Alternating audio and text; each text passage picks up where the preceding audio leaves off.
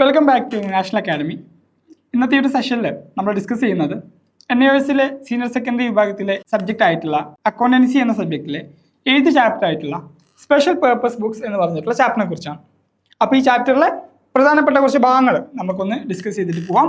Okay, അപ്പോൾ നമ്മളിതിൽ പഠിക്കുന്നത് സ്പെഷ്യൽ പേർപ്പസ് ബുക്കുകളെ കുറിച്ചാണ്. അപ്പോൾ എന്താണ് ഈ സ്പെഷ്യൽ പേർപ്പസ് ബുക്സുകൾ എന്ന് പറഞ്ഞു കഴിഞ്ഞാൽ, നമ്മൾ കഴിഞ്ഞ ക്ലാസ്സിൽ നമ്മൾ പഠിച്ചിട്ടുണ്ടായിരുന്നു, നമുക്ക് എന്താണ് the journal can be divided in two different journals. നമുക്ക് എന്താണ് മെയിൻ ജേർണൽ നമുക്ക് എന്ത് ചെയ്യാൻ പറ്റും, നമുക്ക് ഡിഫറെൻറ്റ് ജേർണലുകളായിട്ട് തരംതിരിക്കാൻ പറ്റും. നമ്മൾ എന്ത് ചെയ്തിട്ടുണ്ടായിരുന്നു, നമ്മൾ പഠിച്ചിട്ടുണ്ടായിരുന്നു. അപ്പോൾ അങ്ങനെ തരംതിരിക്കാൻ പോവാണ് നമ്മൾ ജേർണലിസ്റ്റിനെ ഡിഫറെൻ്റ് ആയിട്ട് തരംതിരിക്കാൻ പോവാണ്. എന്തിനാണ് നമ്മൾ എന്ത് ചെയ്ത് ജേർണലിസ്റ്റ് തരംതിരിക്കുന്നത്, നമുക്ക് എന്തിനാണ് so that we may get information separately as per the nature of the transaction. അപ്പോൾ ആ ഒരു ഓരോ ട്രാൻസാക്ഷൻസിൻ്റെ നേച്ചർ അനുസരിച്ച് നമുക്ക് എന്താണ്, നമുക്ക് സെപ്പറേറ്റ് ഇൻഫർമേഷൻസ് നമുക്ക് കിട്ടും. അതായത് നമുക്ക് എന്താണ് ഒരു സെപ്പറേറ്റ് ആസ്പെക്ട് എടുത്തു കഴിഞ്ഞാൽ അതിൻ്റെ പേരിൽ ഒരു അക്കൗണ്ട് ക്രിയേറ്റ് ചെയ്ത് കഴിഞ്ഞാൽ നമ്മൾ ലെഡ്ജർ ചെയ്യുന്ന പോലെ ഉണ്ടാക്കി കഴിഞ്ഞാൽ എന്താണ് അതിനെക്കുറിച്ചുള്ള സെപ്പറേറ്റ് ഇൻഫർമേഷൻസ് എന്ത് ചെയ്യും നമുക്ക് ലഭിക്കും എന്നാണ് പറയുന്നത്. അപ്പോൾ അതിന് വേണ്ടിയിട്ടാണ് നമ്മൾ എന്ത് ചെയ്യുന്നത്, നമ്മളിങ്ങനെ ജേർണൽസിനെ ഡിവൈഡ് ചെയ്യുന്നത്. അപ്പോൾ ഇങ്ങനെ ജേർണൽസിനെ ഡിവൈഡ് ചെയ്തിട്ട് ഓരോന്നിൻ്റെ നാച്ചർ അനുസരിച്ച് നമ്മൾ എന്ത് ചെയ്യാണ്, ഓരോ ട്രാൻസാക്ഷൻസിൻ്റെ സെപ്പറേറ്റ് ഇൻഫർമേഷൻസ് എടുക്കുന്ന ആ ഒരു പ്രോസസ്സിനെയാണ് നമ്മൾ സ്പെഷ്യൽ പേർപ്പസ് ബുക്സ് എന്ന് വിളിക്കുന്നത്. അങ്ങനെ സെപ്പറേറ്റ് ആക്കിയിട്ടുള്ള ഓരോ സെപ്പറേറ്റ് അക്കൗണ്ടുകളെയാണ് നമ്മൾ സ്പെഷ്യൽ പേർപ്പസ് ബുക്സുകൾ എന്ന് വിളിക്കുന്നത്. അതുപോലെ തന്നെ ഇതിന് മറ്റൊരു പേര് കൂടിയുണ്ട്, സബ്സിഡറി ബുക്സ് എന്നും കൂടി നമ്മൾ ഇതിനെ പറയാറുണ്ട്. സബ്സിഡറി ബുക്സ് എന്നും കൂടി നമുക്ക് പറയാറുണ്ട്. അപ്പോൾ ഏതൊക്കെയാണ് ഇനി ആ ബുക്സുകൾ എന്ന് നോക്കാം. അപ്പോൾ നമുക്ക് different types of special journal books വരുന്നുണ്ട്, different types of subsidiary books വരുന്നുണ്ട്. സോ അതിൽ ആദ്യത്തെ ആണ് എന്ത്, പർച്ചേസ് ബുക്ക് അല്ലെങ്കിൽ പർച്ചേസ് ജേർണൽ ബുക്ക് എന്ന് പറയുന്ന ആദ്യത്തെ സ്പെഷ്യൽ പേർപ്പസ് ബുക്ക്. അപ്പോൾ ഇതിൽ നമ്മൾ ചെയ്യുന്നത് എന്താണെന്ന് വെച്ച് കഴിഞ്ഞാൽ, ഈ പർച്ചേസ് ബുക്കിൽ നമ്മൾ റെക്കോർഡ് ചെയ്ത് വെക്കുന്നത് എല്ലാവിധ ക്രെഡിറ്റ് പർച്ചേസുകളാണ് നമ്മൾ എന്ത് ചെയ്യുന്നത്, ഈ ഒരു ബുക്കിൽ റെക്കോർഡ് ചെയ്ത് വെക്കുന്നത്. ക്യാഷ് പർച്ചേസ് നമ്മൾ എന്ത് ചെയ്യുന്നില്ല, അതിൽ റെക്കോർഡ് ചെയ്ത് വെക്കുന്നില്ല. ക്യാഷ് പർച്ചേസ് നമ്മൾ എവിടെ റെക്കോർഡ് ചെയ്ത് വെക്കുക, നമുക്കതിൽ ക്യാഷ് ബുക്ക് ഉണ്ട് അല്ലേ, ക്യാഷ് ബുക്കിൽ നമ്മൾ ക്യാഷ് റിലേറ്റഡ് ആയിട്ടുള്ള കാര്യങ്ങൾ നമ്മൾ റെക്കോർഡ് ചെയ്ത് വെക്കുന്നുണ്ട്. അപ്പോൾ ഇതിൽ വീണ്ടും ക്യാഷിൻ്റെ പർച്ചേസ് റെക്കോർഡ് ചെയ്ത് വെക്കണം വേണ്ട. ഓക്കെ, അപ്പോൾ നമ്മൾ എന്താണ് പർച്ചേസ് ചെയ്യാനല്ലേ, നമ്മൾ ക്രെഡിറ്റ് പർച്ചേസസ് മാത്രമാണ് നമ്മൾ റെക്കോർഡ് ചെയ്ത് വെക്കുന്നത്. അപ്പോൾ പർച്ചേസ് ബുക്കിൻ്റെ ഒരു ഫോർമാറ്റ് നമ്മളിവിടെ കൊടുത്തിട്ടുണ്ട്. സോ അതിൽ ഫസ്റ്റ് നമ്മൾ ഡേറ്റ് ആണ്, ഡേറ്റ് കോളാണ്, പിന്നെ ഇൻവോയ്സ് നമ്പറാണ്. ഇൻവോയ്സ് എന്ന് പറഞ്ഞു കഴിഞ്ഞാൽ പർച്ചേസിൻ്റെ ബില്ലിൻ്റെ നമ്പറാണ് ചോദിച്ചിട്ടുള്ളത്, ഇൻവോയ്സ് നമ്പർ. പിന്നെ നെയിം ഓഫ് ദ സപ്ലയർ, ആരുടെ കയ്യിൽ നിന്നാണോ നമ്മൾ പർച്ചേസ് ചെയ്യുന്നത് അയാളുടെ പേരാണ് എന്ത് ചെയ്യും നമ്മൾ റെക്കോർഡ് ചെയ്ത് വെക്കുന്നത്. ശേഷം ലെഡ്ജർ ഫോളിയോ നമുക്കറിയാം. പിന്നെ ഡീറ്റെയിൽസിൽ നമ്മൾ കൊടുക്കേണ്ട കാര്യങ്ങൾ എന്താണെന്ന് വെച്ച് കഴിഞ്ഞാൽ, എന്ത് സാധനമാണ് നമ്മൾ വാങ്ങിയിട്ടുള്ളത്, അതുപോലെ തന്നെ എത്ര ക്വാണ്ടിറ്റിയാണ് നമ്മൾ വാങ്ങിയിട്ടുള്ളത് എന്നുള്ളതാണ് നമ്മൾ എന്ത് ചെയ്യേണ്ടത്, നമ്മൾ ഡീറ്റെയിൽസ് കോളത്തിൽ നമ്മൾ കൊടുക്കേണ്ടത്. അതുപോലെ തന്നെ പിന്നെ ആ ഒരു എമൗണ്ട് കോളാണുള്ളത്, എമൗണ്ട് എത്രയാണോ അതാണ് നമ്മൾ അതിൽ കാണിക്കേണ്ടത്.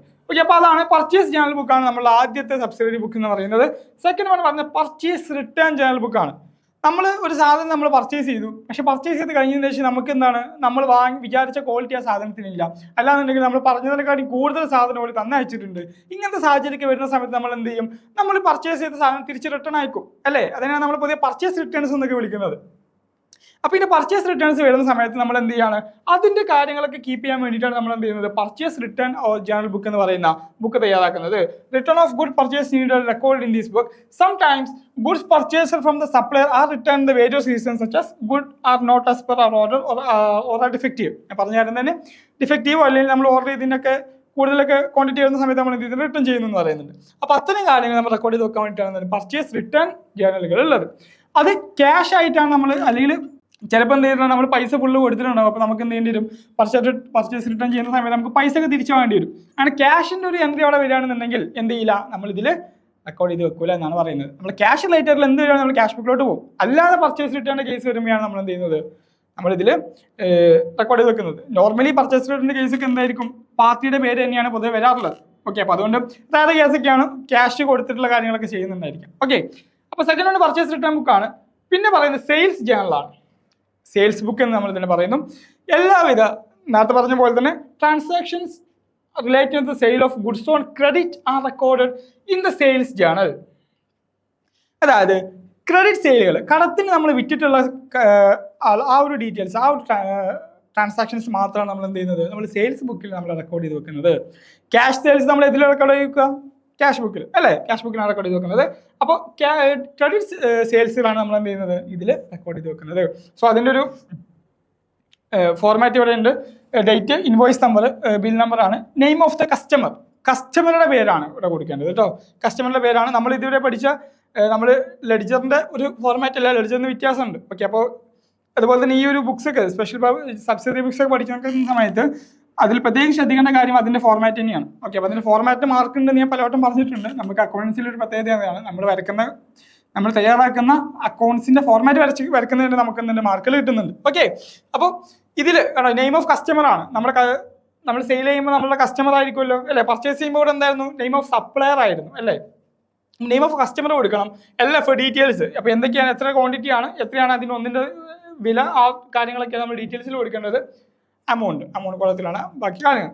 അതുപോലെ തന്നെ നെക്സ്റ്റ് പിന്നെ വരുന്നത് എന്താണ്, സെയിൽസ് റിട്ടേൺ ബുക്കാണ്. സെയിൽസ് റിട്ടേൺ ബുക്ക് എല്ലാവിധ സെയിൽസ് റിട്ടേൺ റിലേറ്റഡ് ആയിട്ടുള്ള കാര്യങ്ങളും. ഇപ്പൊ നമ്മൾ കൊടുത്ത സാധനങ്ങൾ, ഇപ്പൊ നമ്മൾ വിറ്റ സാധനങ്ങൾ എന്തെങ്കിലും പ്രശ്നങ്ങളുണ്ടെങ്കിൽ, നമ്മൾ കൊടുത്ത സാധനത്തിൽ എന്തെങ്കിലും പ്രശ്നങ്ങളൊക്കെ ഉണ്ടെന്നുണ്ടെങ്കിൽ എന്ത് ചെയ്യും, കസ്റ്റമേഴ്സ് റിട്ടേൺ കൊണ്ടുവരും അല്ലേ. റിട്ടേൺ കൊണ്ടുവരും. ആ റിട്ടേൺ കൊണ്ടുവരുന്ന സമയത്ത് നമുക്ക് എന്തെങ്കിലും അതിന്റെ കാര്യങ്ങൾ റെക്കോർഡ് ചെയ്ത് വെക്കാനാണ് നമ്മൾ എന്ത് ചെയ്യുന്നത്, സെയിൽസ് റിട്ടേൺ ചെയ്യാൻ നമ്മൾ തയ്യാറാക്കുന്നത്. അതുപോലെ തന്നെ ഇതിൽ ശ്രദ്ധിക്കേണ്ട കാര്യം എന്താ വെച്ച് കഴിഞ്ഞാൽ, the sales return book does not record the return of goods sold on cash basis. അതായത് എന്താ പറഞ്ഞിട്ടുള്ളത്, the sales return book does not record, അതായത് സെയിൽസ് റിട്ടേൺ ബുക്ക് റെക്കോർഡ് ചെയ്ത് വെക്കൂല. ഏത് കാര്യങ്ങളാണ്, the return of goods sold on cash basis. പൈസക്ക് നമ്മൾ വിറ്റ കാര്യം ഉണ്ടാവില്ല, പൈസക്ക് നമ്മൾ വിറ്റിട്ടുള്ള ഗുഡ്സ് ഉണ്ടാവില്ലേ, അതിന്റെ കാര്യങ്ങളും എന്ത് ചെയ്യില്ല, നമ്മൾ സെയിൽസ് റിട്ടേൺ ബുക്കിൽ റെക്കോർഡ് ചെയ്ത് വെക്കൂല എന്നാണ് പറഞ്ഞിട്ടുള്ളത്. ആ സാധനം റിട്ടേൺ വരികയാണെന്നുണ്ടെങ്കിൽ ഓക്കെ. കാരണം ക്യാഷിന് വിറ്റതാണെന്നുണ്ടെങ്കിൽ എന്ത് ചെയ്യേണ്ടി വരും, ഒന്നില്ലെങ്കിൽ നമ്മൾ സെയിം ഗുഡ്സ് തന്നെ കൊടുക്കേണ്ടി വരും, അല്ലാന്നുണ്ടെങ്കിൽ നമ്മൾ എന്ത് ചെയ്യേണ്ടി വരും, നമ്മൾ പൈസ തിരിച്ചു കൊടുക്കേണ്ടി വരും. അപ്പോൾ ആ കാര്യങ്ങളാണ് അതിലുണ്ടായിരിക്കും. അപ്പോൾ അത്രയും കാര്യങ്ങളാണ് നമ്മൾ എന്തുള്ളത്, നമുക്ക് സെയിൽസ് റിട്ടേൺ ബുക്കിൽ നമുക്ക് ചെയ്യാനുള്ളത്. പിന്നെയാണ് ബിൽ റെസിയബിൾ ബുക്സും അതുപോലെ തന്നെ ബിൽസ് പേയബിൾ ബുക്കുകളും നമുക്കുള്ളത്. അപ്പോൾ എന്താണ് bill റെസിയബിൾ book, bills payable book എന്ന് പറഞ്ഞു കഴിഞ്ഞാൽ, നിങ്ങൾ പഠിക്കാൻ പോകുന്ന ചാപ്റ്ററാണ് ബിൽ ഓഫ് എക്സ്ചേഞ്ച് എന്ന് പറഞ്ഞിട്ട്. അപ്പോൾ നമ്മൾ കടത്തിന് സാധനം വിൽക്കുക അല്ലെങ്കിൽ കടത്തിന് സാധനം വാങ്ങുകയൊക്കെ ചെയ്യുന്ന സമയത്ത് സ്വാഭാവികമായിട്ട് നമുക്ക് എന്തുണ്ടായിരിക്കും, നമ്മൾ ഒരാളുടെ ഡെപ്റ്റോ അല്ലെങ്കിൽ ഒരാൾ നമ്മളുടെ ഡെപ്റ്റോ അല്ലെങ്കിൽ നമ്മൾ ഒരാളുടെ ക്രെഡിറ്റോ കൈമാറും, അങ്ങോട്ടും ഇങ്ങോട്ടൊക്കെ വരാം. അപ്പോൾ ആ ഒരു കേസിൽ നമ്മൾ എന്ത് ചെയ്യും, നമുക്കൊരു നിശ്ചിത ഡേറ്റ് ഇട്ടിട്ട് നമ്മൾ എന്ത് ചെയ്യാണ്, ഒരു നിശ്ചിത കണ്ടീഷൻ വെച്ചിട്ട്, അതായത് ഇത്ര ഡേറ്റിൻ്റെ ഉള്ളിൽ എനിക്ക് ഈ ഒരു അമൗണ്ട് മുഴുവനായിട്ട് കിട്ടണം എന്നുള്ള രൂപത്തിൽ നമ്മൾ എന്ത് ചെയ്യണം, ഒരു ബില്ല് നമ്മൾ തയ്യാറാക്കുകയാണ്. ഞാൻ റഫായിട്ടാണ് പറയുന്നത്, ഞാൻ ഒരു നോർമൽ കേസിൽ പറയുകയാണ്. അപ്പോൾ ഒരു ബില്ല് നമ്മൾ തയ്യാറാക്കുകയാണ്. അതായത് ആ ബില്ലിൽ നമ്മൾ എന്തൊക്കെ ചെയ്തിട്ടുണ്ടാവും, എന്നാണ് ഈ അമൗണ്ട് നമുക്ക് തിരിച്ച് നൽകേണ്ടത്, അതിന് ഡേറ്റ്, കാര്യങ്ങൾ, മെച്യൂരിറ്റി ഡേറ്റ്, കാര്യങ്ങളൊക്കെ നമ്മൾ ഇതിൽ കൊടുത്തിട്ടുണ്ടാവും. അപ്പോൾ അത്തരം ആ ഒരു ബില്ല്, അതിനെയാണ് നമ്മൾ എന്താ ബിൽ ഓഫ് എക്സ്ചേഞ്ച് എന്ന് പറയുന്നത്. ഈ ബിൽ ഓഫ് എക്സ്ചേഞ്ച് നമ്മളുടെ അസറ്റാണ്. നമുക്ക് എത്ര പൈസയാണോ കിട്ടാനുള്ളത്, ആ പൈസയുടെ അത്ര വാല്യൂ എന്തുണ്ട് നമുക്ക് ഈ ബിൽ ഓഫ് എക്സ്ചേഞ്ചിൽ ഉണ്ട് എന്നുള്ളതാണ് അതിൻ്റെ ഒരു പ്രത്യേകത. ഓക്കെ, അപ്പോൾ അത്തരം ബിൽ റെസിയബിൾസ് എന്നാണ്, നമുക്ക് പൈസ കിട്ടാനുള്ള ബില്ലുകളാണെന്നുണ്ടെങ്കിൽ നമ്മൾ ഇതിനെ ബിൽ റെസിയബിൾസ് എന്നും, നമ്മൾ പൈസ അടക്കാനുള്ള ബില്ലുകളാണെന്നുണ്ടെങ്കിൽ നമ്മൾ ഇതിനെ ബിൽസ് പേയബിൾ എന്നും വിളിക്കുന്നു. ഓക്കെ, അപ്പോൾ ഈ ബിൽ റെസിയബിൾസും ബിൽ പേയബിളും ആയിട്ടുള്ള കാര്യങ്ങൾ റെക്കോർഡ് ചെയ്ത് വെക്കുന്ന ബുക്കുകളാണ് ബിൽ റെസിയബിൾസ് ബുക്കും അതിന് ബിൽസ് പേയബിൾ എന്ന് പറയുന്നത്. അപ്പോൾ അതിൻ്റെ ഒരു ഫോർമാറ്റ് നോക്കാം. സീരിയൽ നമ്പറാണ്, ഡേറ്റ് ഓഫ് റെസിപ്റ്റ്സ്. ഓക്കെ, അതുപോലെ തന്നെ ഫ്രം മൂം റിസീവ്ഡ്, ആരുടെ കയ്യിൽ നിന്നാണോ നമ്മൾ ഈ ഒരു ബില്ല് റിസീവ് ചെയ്തിട്ടുള്ളത് അത്. അതുപോലെ നെയിം ഓഫ് അക്സെപ്റ്റർ, ആരാണോ ബില്ല് അക്സെപ്റ്റ് ചെയ്തിട്ടുള്ളത് അയാളുടെ പേര്. പിന്നെ ഡേറ്റ് ഓഫ് ബില്ല് ഡ്രോൺ, ഈ ബില്ല് തയ്യാറാക്കിയിട്ടുള്ള ഡേറ്റ്. അതുപോലെ തന്നെ ടേം, എത്ര വർഷത്തിനാണെന്നുള്ളത്. അതുപോലെ തന്നെ ഡേറ്റ് ഓഫ് മെച്യൂരിറ്റി, എന്നാണ് ഈ ബില്ലിൻ്റെ മെച്യൂരിറ്റി ഡേറ്റ് എന്നും പറയുന്നുണ്ട്. ഓക്കെ, പിന്നെ വേഴ്സ് പേയബിൾ, എങ്ങനെയാണ് ഇത് പേ ചെയ്യുന്നത്, അതുപോലെ തന്നെ അമൗണ്ട്, ഹൗ ഡിസ്പോസൽ, പോലത്തെ കാര്യങ്ങളൊക്കെ ആണല്ലോ നമുക്ക് ഇതിൻ്റെ ഒരു ഫോർമാറ്റിൽ വരുന്നത്. ഓക്കെ, അതുപോലെ തന്നെ ബിൽ റെസീവബിൾസ് കഴിഞ്ഞാൽ ബിൽസ് പേയബിൾ, ഞാൻ നേരത്തെ പറഞ്ഞ പോലെ ഇതുപോലെ നമ്മൾ അങ്ങോട്ട് കൊടുക്കാനുള്ള പേയബിൾസ് ആയിട്ടുള്ള കാര്യങ്ങളുടെ ഡീറ്റെയിൽസ് ആണ് നമ്മൾ എന്ത് ചെയ്യുന്നത്, ബിൽസ് പേയബിൾ ബുക്കിൽ നമ്മൾ റെക്കോർഡ് ചെയ്ത് വെക്കുന്നത്. പിന്നെ അവസാനമായിട്ട് നമുക്കുള്ളതാണ് ജേണൽ പ്രോപ്പർ എന്ന് പറഞ്ഞിട്ട്. നമ്മളിപ്പോൾ മുകളിൽ ഒരുപാട് ടൈപ്പ് സ്പെഷ്യൽ പർപ്പസ് ബുക്കുകൾ നമ്മൾ പഠിക്കുമല്ലേ, സബ്സിഡി ബുക്സ് ഒരുപാട്. പർച്ചേസ് ബുക്ക് പറഞ്ഞു, പർച്ചേസ് റിട്ടേൺ പറഞ്ഞു, സെയിൽസ് പറഞ്ഞു, സെയിൽസ് റിട്ടേൺ പറഞ്ഞു, ബിൽ റിസീവബിൾസ്, ബിൽസ് പേയബിൾ ഒക്കെ പറഞ്ഞു. ഇപ്പോൾ ഈ ഒരു 6 കേസിലും വരാത്ത ഏതെങ്കിലും ട്രാൻസാക്ഷൻസ് വരികയാണെന്നുണ്ടെങ്കിൽ അത് റെക്കോർഡ് ചെയ്ത് വെക്കാനാണ് നമ്മൾ ജേണൽ പ്രോപ്പർ എന്ന് പറയുന്ന സെപ്പറേറ്റ് ഒരു ജേണൽ നമ്മൾ തയ്യാറാക്കുന്നത്, ജേണൽ ബുക്ക് നമ്മൾ തയ്യാറാക്കുന്നത്. അത് നമ്മൾ ജേണൽ പ്രോപ്പർ എന്ന് പറയുന്നു. അപ്പോൾ അതിൽ വരുന്ന കുറച്ച് എൻട്രീസിൻ്റെ എക്സാമ്പിൾസ് ആണ് പറഞ്ഞിട്ടുള്ളത്. ഇതിലും വേറെ ഒരുപാട് വരുന്നുണ്ട്, ഞാൻ ഒരു 5 എക്സാമ്പിൾസ് ഇതിൽ പറഞ്ഞതേ ഉള്ളൂ. അതിൽ ഫസ്റ്റ് ആണ് ഓപ്പണിംഗ് എൻട്രീസ്. നമ്മൾ ഓപ്പണിംഗ് ബാലൻസുകൾ കൊടുക്കുന്ന സമയത്ത് എന്താണ്, അതിന് സെപ്പറേറ്റ് നമ്മൾ നേരത്തെ പറഞ്ഞ ബുക്കുകളൊന്നും നമുക്കത് എൻട്രി ചെയ്യാൻ പറ്റില്ല. അതുകൊണ്ട് തന്നെ അതെന്താണ് നമ്മൾ ജേണൽ പ്രോപ്പറിലാണ് ചെയ്യുന്നത്.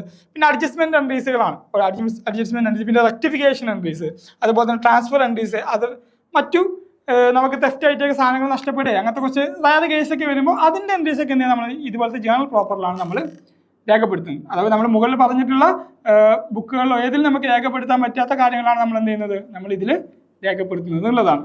ഓക്കെ, ഇത്തരം കാര്യങ്ങളാണ് നമുക്ക് ഈ ഒരു ചാപ്റ്ററിൽ ഡിസ്കസ് ചെയ്യാനുള്ളത്. അപ്പോൾ ഈ ഒരു ചാപ്റ്ററിൻ്റെ നമ്മൾ ഈ ചാപ്റ്ററിൻ്റെ കുറച്ച് ചെറിയൊരു ഭാഗം മാത്രമാണ് നമ്മൾ ഇതിൽ കവർ ചെയ്തിട്ടുള്ളത്. എന്തൊക്കെയാണ് ഈ ഒരു ഇതിൽ വരുന്ന അക്കൗണ്ട്സുകൾ ഏതൊക്കെയാണെന്ന് മാത്രമേ നമ്മൾ പറഞ്ഞിട്ടുള്ളൂ. ഇതെങ്ങനെയാണ് ചെയ്യുന്നത് എന്നുള്ളതും അതുപോലെ തന്നെ ഇതിൻ്റെ ഒരു പൂർണ്ണ രൂപം, എല്ലാ അക്കൗണ്ടുകളും എങ്ങനെയാണ് ചെയ്യുന്നത്, അതിൻ്റെ പ്രാക്ടീസ് ക്വസ്റ്റ്യൻസ്, അതുപോലെ തന്നെ അതിൻ്റെ ഷോർട്ട് നോട്ടുകൾ ഒക്കെ നമുക്ക് ഇതിൻ്റെ കംപ്ലീറ്റ് ഈ ഒരു ചാപ്റ്ററിൻ്റെ കംപ്ലീറ്റ് രൂപം നമുക്ക് നാഷണൽ അക്കാഡമിയിൽ അവൈലബിൾ ആണ്, നാഷണൽ അക്കാഡമിയുടെ ആപ്പിൽ അവൈലബിൾ ആണ്. അപ്പോൾ നിങ്ങൾക്ക് അതിൻ്റെ ഒരു ഫുൾ ആക്സസ് വേണമെന്നുണ്ടെങ്കിൽ നിങ്ങൾ എന്ത് ഉടനെ നാഷണൽ അക്കാഡമി ടീമുമായിട്ട് കോൺടാക്ട് ചെയ്യാം. ഓക്കെ, അപ്പോൾ നെക്സ്റ്റ് വീഡിയോയിൽ വീണ്ടും കാണാം. Okay, thank you.